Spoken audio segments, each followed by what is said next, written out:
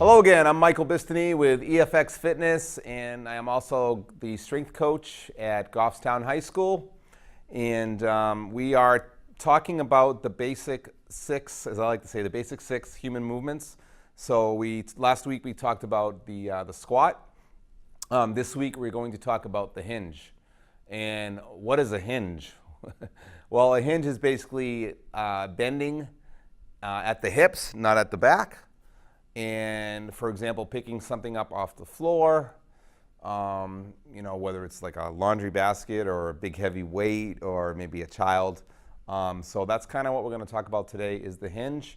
Once again, Michael Bistany, EFX Fitness in Manchester, and also strength coach here at Goffstown High School. So again, we will talk about the hinge today.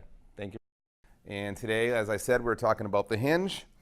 And there's a couple things I'd like to say before we start that I didn't say on the first episode is, first of all, if you're going to do any kind of exercise or workout or a program, please be safe and always consult with your physician before you do anything in terms of exercise. Better to be safe than sorry.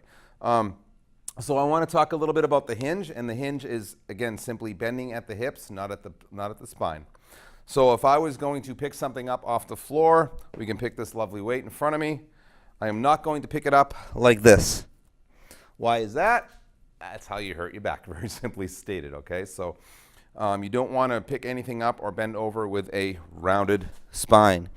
You need to keep your back completely flat like a table, and you need to sit back with your hips. So a nice flat back. Rounded back is bad, flat back is good. Notice the hips go backwards. And I don't know if you can see my feet in the view, but if you notice my feet, my toes kind of go up just a little bit. And as I do that, I just kind of grip the floor with my toes, and that keeps my balance. But the pressure is on my heels as I hinge. So what I love to do with clients and athletes is I'll find something, usually I'll use a wall or a door or anything like that, for them to simply tap with their butt to get the movement down.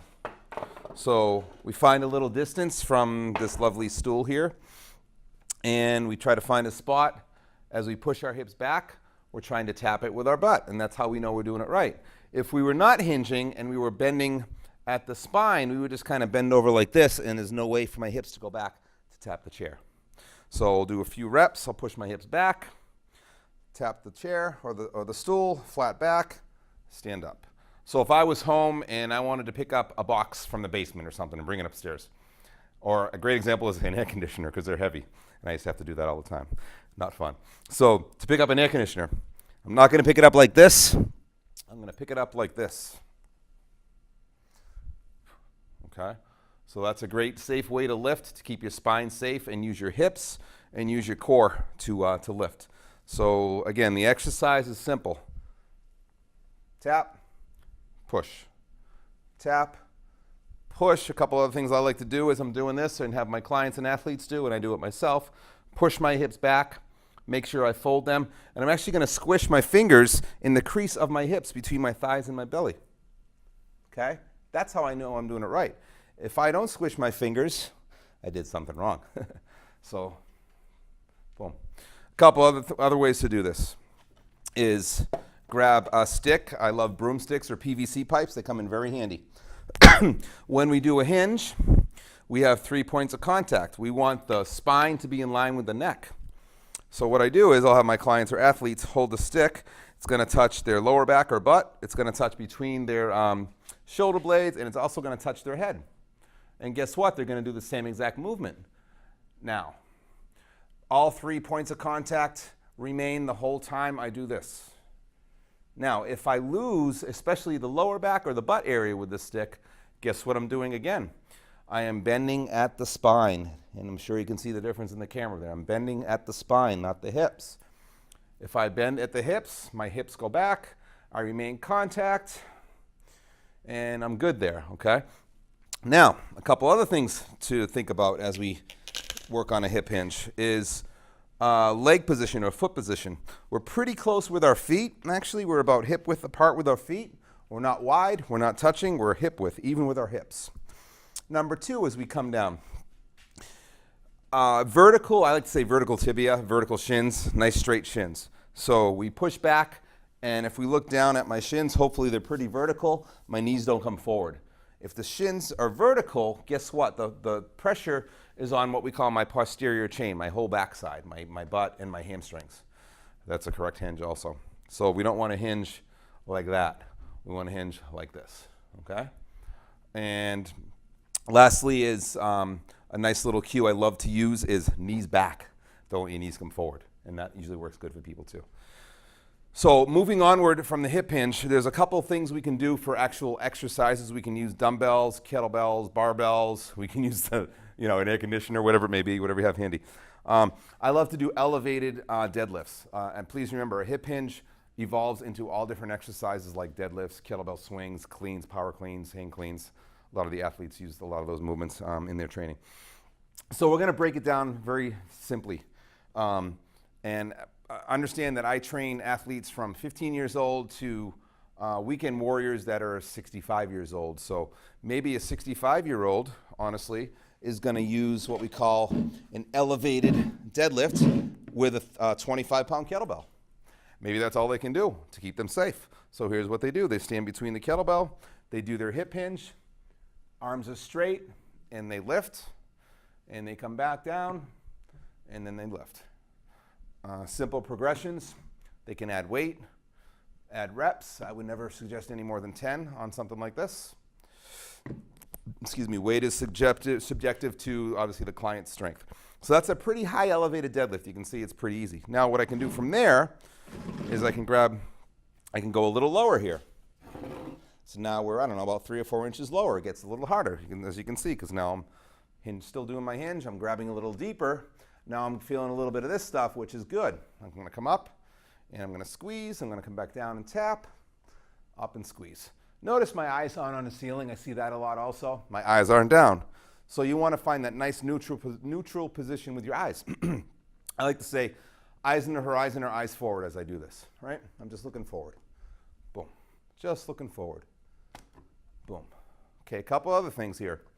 I'm still doing my hip hinge. My shins are still vertical, right? I'm not bending the knees all that much. I'm bending at the hips. I'm pushing my butt backwards like that. That wall or that chair is there.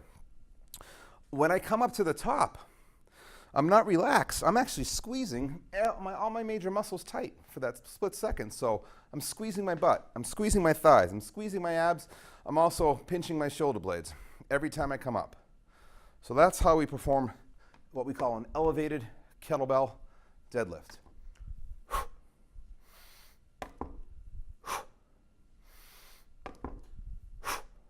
Okay.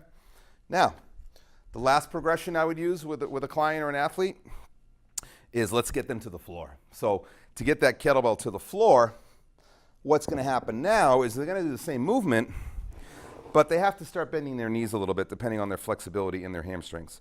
So we set up exactly the same, kettlebells between our feet now. We got to reach all the way down to the floor. So as you can probably see, I have a little bit of knee bend, but my shins are still vertical. That's the key here. We're not doing that. It's not a squat like we did last segment. This is still a deadlift or a hinge. So boom. All the way down. Boom. Eyes are still forward. I'm not looking down or up at the ceiling. Boom. Okay. Now, bear in mind that's a pretty small kettlebell. If I had a bigger kettlebell, it would be a little higher from the floor because of simply the size of the kettlebell. So that's a basic kettlebell deadlift. Now, I can move on a little bit and fast forward to an athlete that wants to lift heavy weights or that is lifting heavy weights. That's where the barbell comes in. That would be the next progression. I brought my lovely stick that I used last time for squats. Now, this stick is just like holding a barbell. This is how I help the basketball players work on their hinge patterns, on their cleans and deadlifts.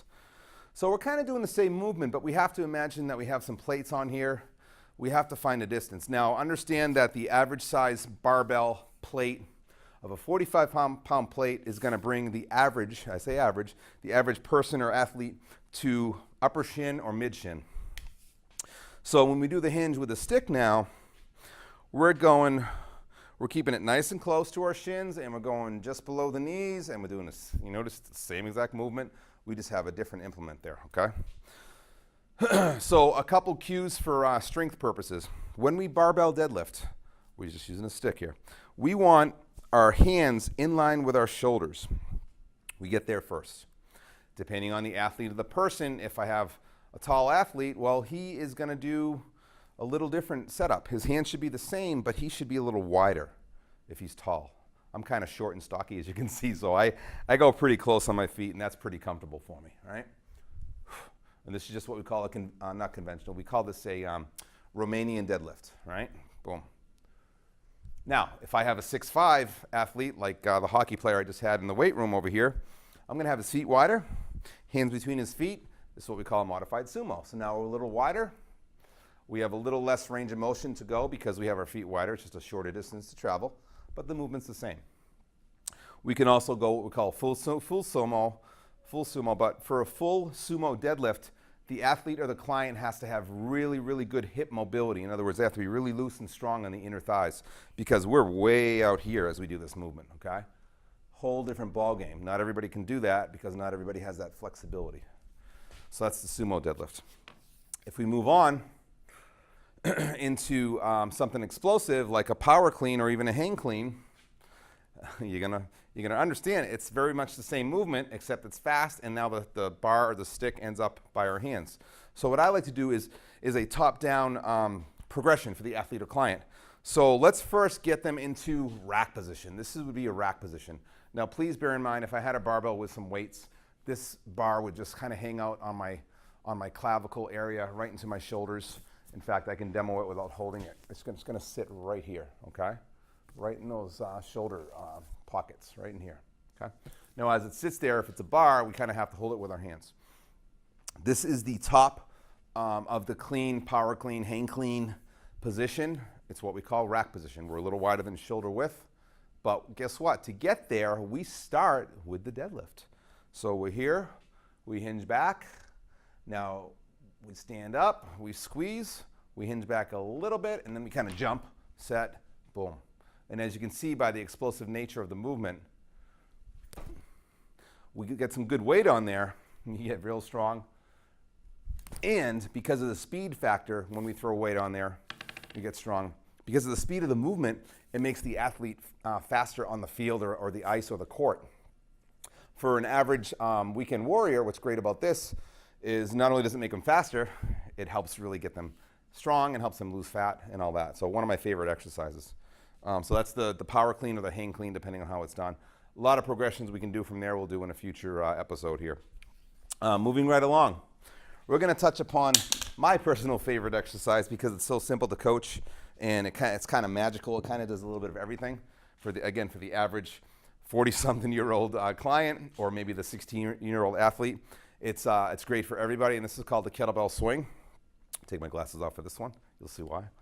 The kettlebell swing, you're going to notice, is the same movement as what we've been doing. It's still a hinge. It's still a deadlift, but it's fast and explosive. By doing it safely, fast and explosively, you get the cardio out of it, as we say, okay? You get the speed like the power clean or the hang clean we just did. You can get some good strength out of it because you can go real heavy once you learn it. The hip position and the setup is very similar. So what will happen, I'm just going to kind of fast forward into the actual swing just so you folks know, because I'm going to do another episode just on the kettlebell swing entirely. And that's a whole episode in itself, and I'm just going to give you the quick breakdown here. So picture a center in football. I'm sure a lot of you watch football here in Goffstown. So the center in football has the football in front of him. The hips go back. He grabs the football or the kettlebell. He looks up because he needs to see what's going on in front of him. He does his hike pass. Then he stands up. That's the kettlebell swing. It's very similar to a center in football.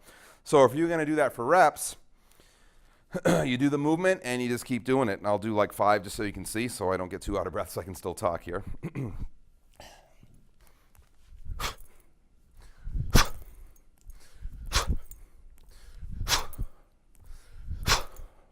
Now, if we were to do this in slow motion, unfortunately we can't, but if we were, you would see that it's exactly the same movement that I've been showing you this whole segment. It's all based on the hip hinge. It's based on that lovely posterior chain. Kettlebell swing is my personal favorite because it's what we call a very inefficient exercise because it works fast. So it's very simple to learn and it's for everybody. Every single one of my clients are doing them. Every athlete should do them with proper guidance. And that would be my job here at the high school. And that's about all I have for the hip hinge. There's a few other things we can do on it, but those are the basic variations of the hip hinge. Please stay tuned for future episodes for variations of the hip hinge, the kettlebell swing, and the other basic 4 movements. Next episode, we're going to look at the push, and there's a ton of variations of the push. Thanks. Okay, so that concludes our segment on the hip hinge. Again, not bending at the spine, but bending at the waist and pushing the hips back with a nice flat back, lifting up something properly and safely, whether it's a laundry basket or an air conditioner or 350 pounds on a barbell or whatever it may be. There is multiple ways to do that. Some things we did not even touch on that we'll touch on in different episodes. You can do it with one leg. That's kind of advanced. We'll talk about that. For a future episode, the next episode will be based on the push. So we'll show you all the different variations of the push. And going forward, it'll be the pull. Then we'll work on some twisting movements, and then what we call the Turkish get up, or the actual get up, which is a normal human movement too, getting up off the floor. And once again, I'm Michael Bistany from EFX Fitness in Manchester, New Hampshire, and Goffstown strength and conditioning coach here at the high school. Thank you.